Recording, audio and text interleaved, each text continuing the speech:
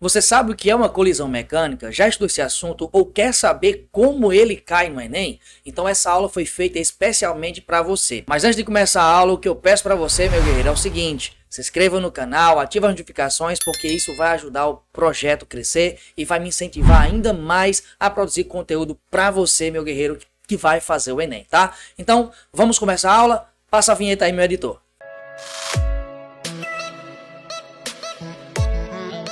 Fala, meu guerreiro, tudo bem? Aqui é o professor João Antônio, professor de Física aqui do canal Física do Zero.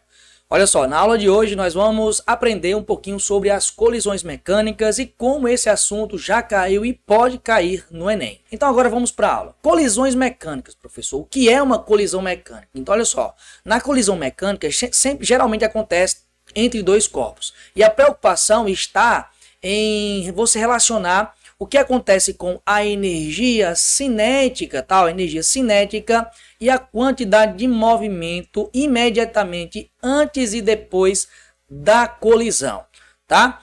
E essas grandezas é o que vão definir para a gente os tipos de colisões que a gente vai estudar aqui. Mas, professor, o que é a energia cinética? O que é a quantidade de movimento? Eu preciso saber o que é isso, tá? A energia cinética está associada à energia do movimento, tá? Então, se um corpo está em movimento, nós teremos que esse corpo possui energia cinética. Beleza, professor, mas como é que eu posso calcular essa energia cinética? Qual é a fórmula matemática, qual é a expressão matemática que define a energia cinética, tá?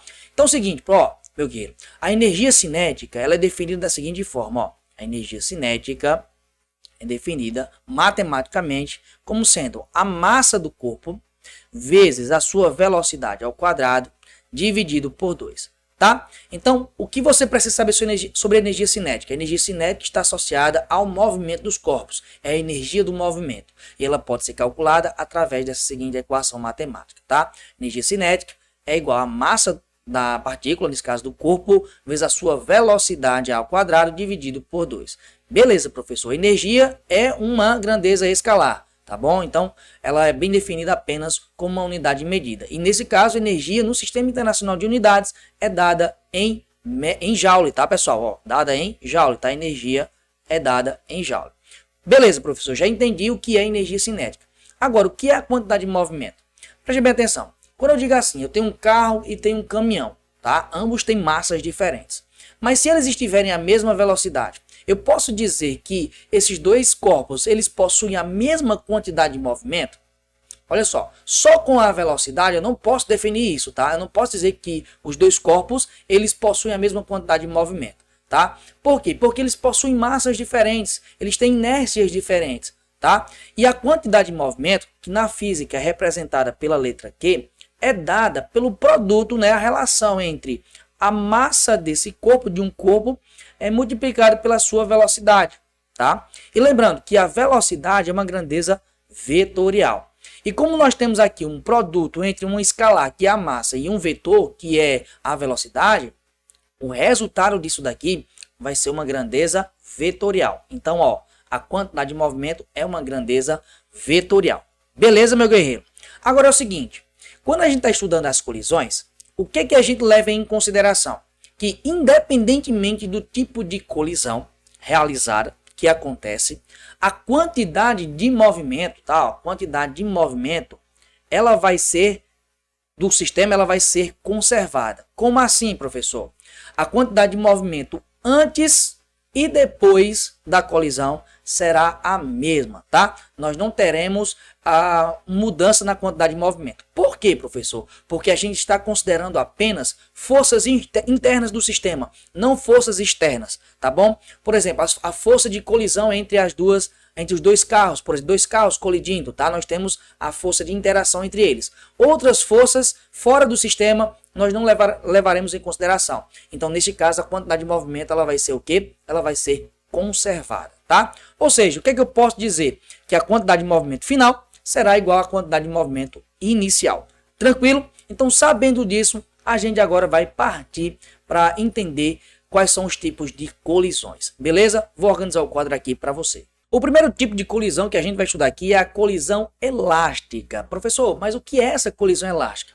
Imagina o seguinte, imagina que você está brincando de sinuca, tá? Bilhar, como são mais conhecidos aí em alguns estados, tá? No Brasil, por exemplo. tá? Seguinte, você desconsiderando o atrito entre a bola, né, a bola de bilhar e a superfície da sinuca, levando em consideração apenas a colisão entre as bolinhas, a energia que uma bolinha tem pode ser totalmente transferida para uma outra bolinha durante a colisão. O que vai acontecer, professor? Imagine uma bola que está parada e a outra que está em movimento. A que está em movimento tem energia cinética, tá? E essa energia cinética, durante a colisão, no momento da colisão, vai ser totalmente transferida para a bolinha que está parada. E essa bolinha que estava inicialmente parada, ela vai entrar em movimento e a que estava em movimento vai ficar parada, tá? Ou seja, nós tivemos aí uma colisão elástica, tá? E essa é uma situação ideal. Ou seja, nessa situação, os corpos eles vão se separar e não haverá perda de energia, o quê? De energia cinética. Ou seja, toda a energia cinética que eu tenho antes será transferida para o outro corpo e essa energia cinética vai apresentar o mesmo valor, tá? O que vai acontecer? Qual é a consequência disso, professor? É que a energia cinética final do sistema vai ser igual à energia cinética inicial do sistema, tá? Outra consequência disso é a velocidade relativa entre os corpos. Tá? Nós teremos uma velocidade relativa de aproximação e depois da colisão, isso é antes, né? Depois da colisão nós teremos uma velocidade relativa de afastamento. O que vai acontecer, professor? Veja bem, antes da colisão nós teremos, como eu já falei, uma velocidade relativa de aproximação. E depois da colisão nós teremos uma velocidade relativa de afastamento.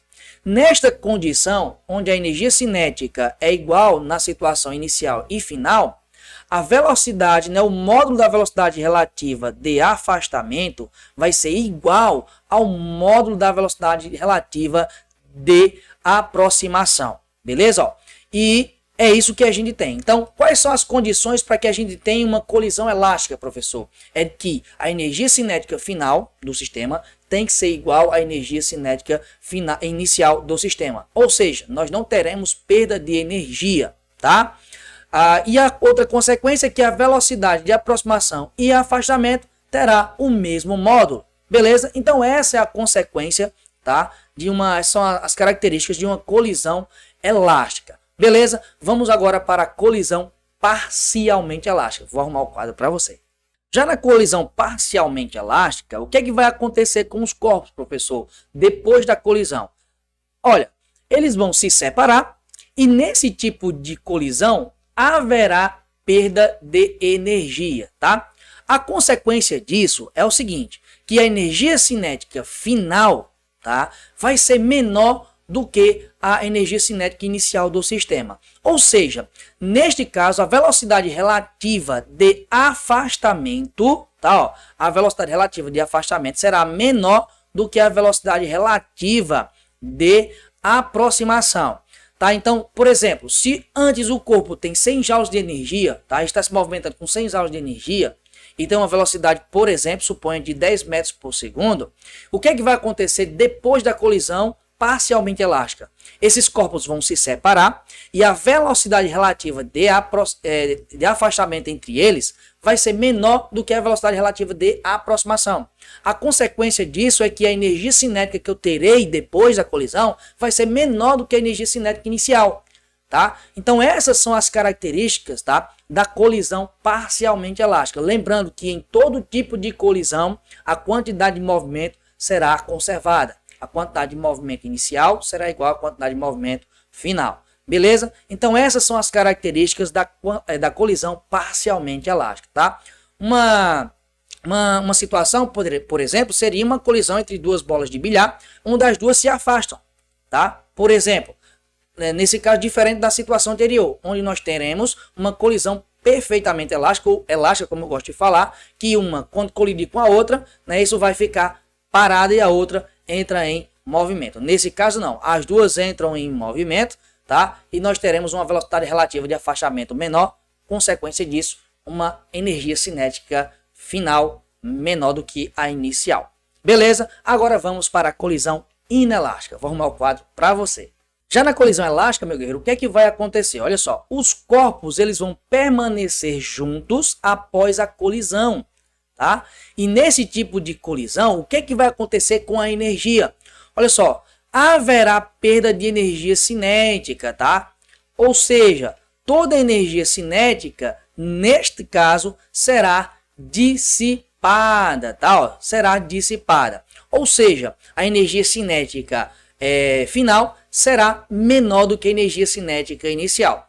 Porém, como os corpos vão ficar juntos, não haverá velocidade relativa de afastamento, tá? Então, o módulo da velocidade relativa de afastamento vai ser quanto? Zero. Por quê? Eles vão colidir, vão ficar juntos e podem continuar o movimento juntos, tá? Como sendo agora um único corpo, tá? Imagina um caminhão e um carro se chocando. É claro que o caminhão, após colidir com o carro, vai arrastar, nesse caso, quem? O carro. Mas nessa situação, depois da colisão, esses dois carros agora, no caso o carro menor e o caminhão, seriam considerados agora um único corpo, beleza? Então eles não teriam que velocidade de afastamento, beleza? Tá certo? Então, ó, nessa condição nós temos que a colisão elástica, os inelástica, eles permanecem juntos, né, os corpos, e após a colisão, e neste caso haverá perda de energia cinética, tá? Ou seja, toda a energia cinética será dissipada. Agora tem uma outra maneira de você entender e classificar as colisões, tá? Em elástica, parcialmente elástica e inelástica. Não através da energia cinética e nem da velocidade relativa de afastamento, tá? Mas sim através do coeficiente de restituição, que é o que a gente vai ver agora. Vou organizar o quadro para você. Mas, professor, o que é esse coeficiente de restituição? Veja bem, esse coeficiente ele é dado pela razão entre a velocidade relativa de afastamento e a velocidade relativa de aproximação. Ou seja, nós temos o seguinte, que esse danado desse coeficiente é representado pela letra E, tá, pessoal, que vocês têm aqui, ó, e é dado pelo módulo da velocidade relativa de afastamento dividido pelo módulo da velocidade relativa de aproximação. Qual é a consequência disso, professor? Veja bem, lembra que na colisão elástica nós temos que a velocidade relativa de afastamento e de aproximação ela é igual. Então, qual vai ser a consequência disso? Então, se eu dividir a velocidade relativa de afastamento e a velocidade relativa de aproximação sendo iguais nesse caso, qual vai ser o valor que eu vou obter? Vai ser 1. Então, ó, você pode classificar uma colisão elástica da seguinte forma: se a velocidade relativa de afastamento e aproximação são iguais, o coeficiente será igual a quanto? Será igual a 1, tá? Agora, quando você tem uma colisão parcialmente elástica, o que acontece? A velocidade, tá? A velocidade de afastamento, tá?